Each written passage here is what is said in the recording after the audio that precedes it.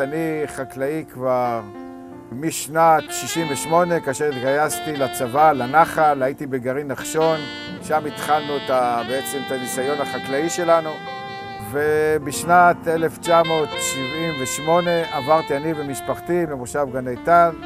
27 שנים גרנו ביישוב הזה, מושב לתפארת על אדמות גוש קטיף בחבל עזה. חולות של זהב, ים, גינות, חממות, חינוך.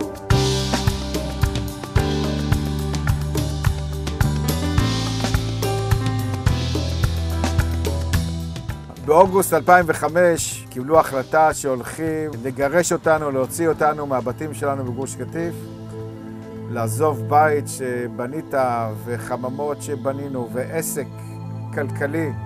זה לא דבר של מה בכך, אבל הבנו שאנחנו חייבים לעבוד ולהשתקם ולהתחיל את הכל מחדש.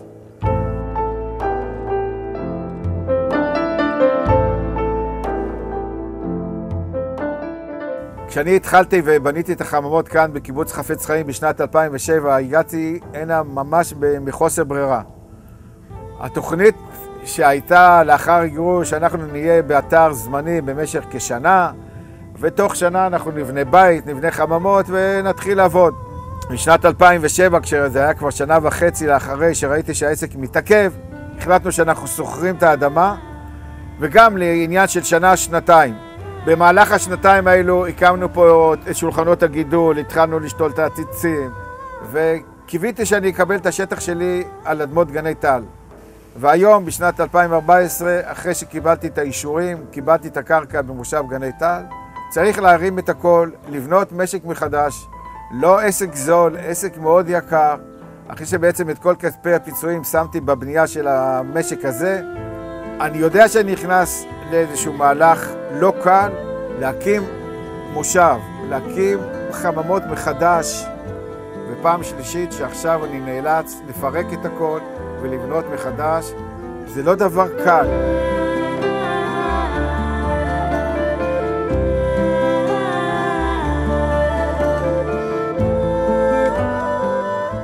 פתאום נכנס לנו ספק מה אנחנו עושים, איך אנחנו בעצם נשתול כאשר השנה הבאה היא שנת שמיטה.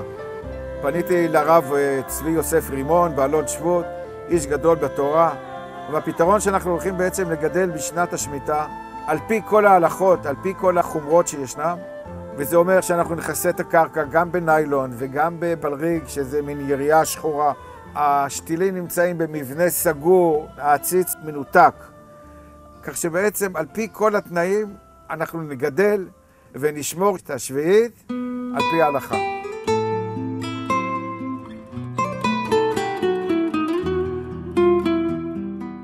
החלטנו שאנחנו בונים אתר שנקרא שמיטה פרטנר, שבו אנחנו מציעים ליהודים בעולם שאינם יכולים לשמור את מצוות השביעית, לקחת אותנו כשליחים.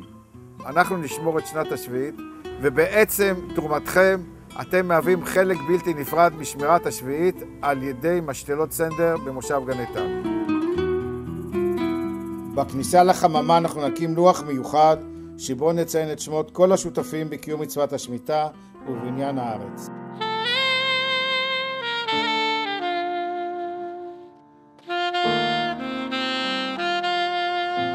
אני וצוות המשתלה מזמינים אתכם לבוא ולסייע לנו במצוות יישוב הארץ, במצוות בניית ארץ ישראל ובשמירת השמיטה.